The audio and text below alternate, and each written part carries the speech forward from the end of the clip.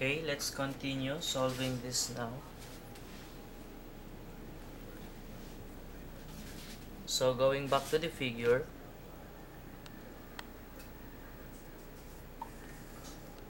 okay, the first polygon that we need to solve is considering these two sides, 250 Newton. Okay, so that is 250 Newton. We have this, and we have 120 Newton. Then we will try to solve for this sub 1. Okay, so to solve for this sub 1, we know very well that this is 120. This is parallel to this side, and therefore this side must also have 250 Newton, this magnitude of this force.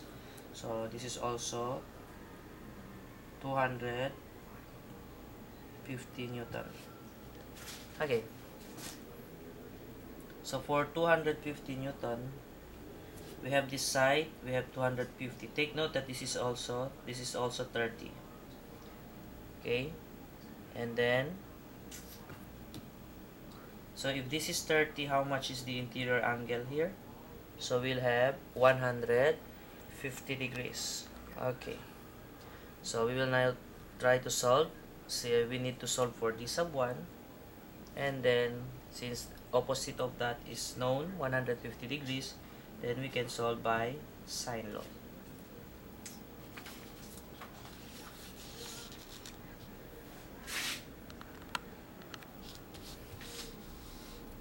Okay, so with that figure now, we will try to solve.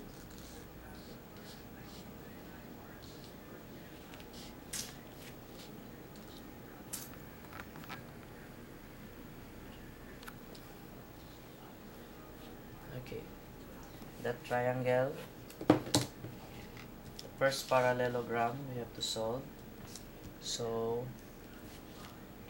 by cosine law again, take note of this procedure. We are now using the parallelogram method. So we try to find out d sub 1 squared, equivalent now to the remaining sides, 120 and 250.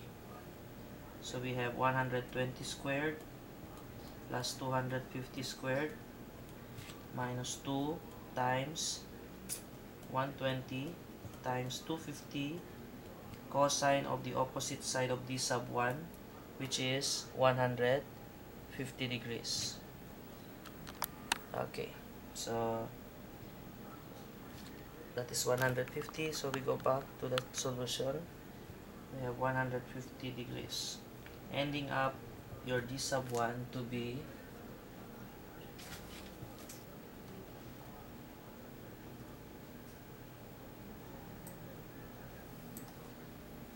358.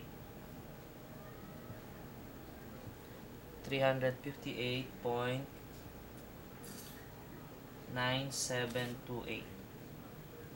9728.739 newtons.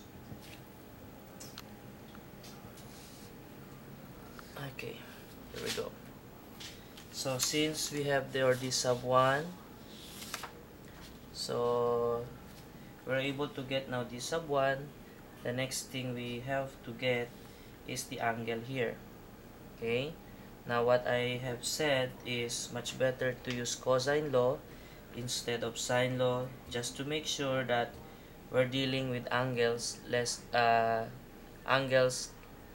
My advice was it is much safer to use cosine law to find this angle here, for the reason of just like this on the previous, if you still remember in closed polygon method. Remember this, wherein our xi came out to be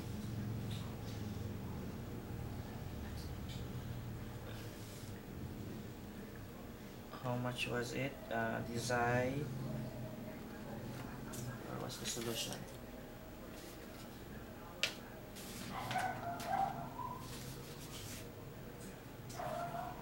this one. Remember this. Okay, with this figure, okay, remember this figure. Okay, remember this on the closed polygon method. That figure, it shows here that it should be more than 90, but it came out in our solution using sine law only 85 degrees. Okay, remember this. So with that 85, you cannot say that this is 85, this should be 90 degrees. But interpretation is that taking the sine law is the acute angle that which is less than 90. So if you try to use this is 85, the remaining for this is actually 4 point something, which is actually your theta r, which is equivalent here. Ending up with how many degrees was it? If this is 44, so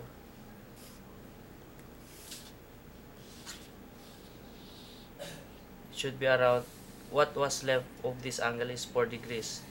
That's why your theta r is also 4 degrees, no? Because of this angle here. Xi prime. The xi prime is actually here already.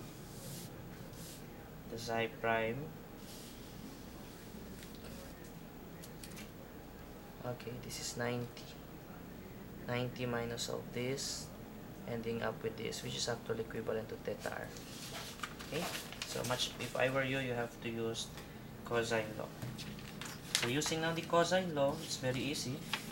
All you have to do, since you want to find out this angle, if how much this angle here, so this is around 9.62 degrees. We will try to see if really this is 9.62 degrees. How?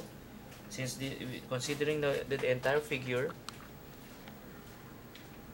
okay, you want to find this angle here, so we need to use this side opposite to that.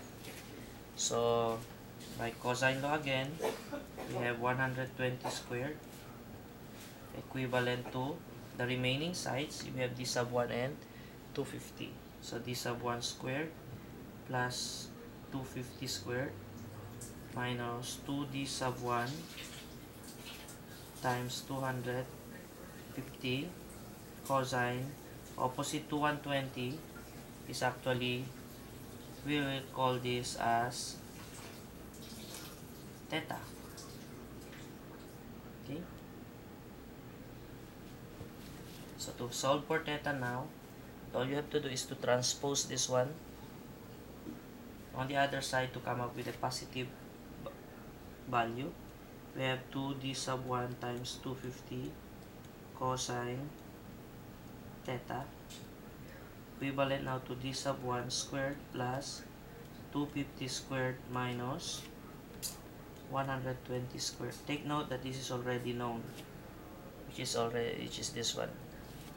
So we can solve for cosine theta equals d sub 1 squared plus 250 squared minus 120 squared all over 2d sub 1 times 250, such that your theta will end up with a value of 9.62 1780267. Okay, so that's your theta, which is actually this one. So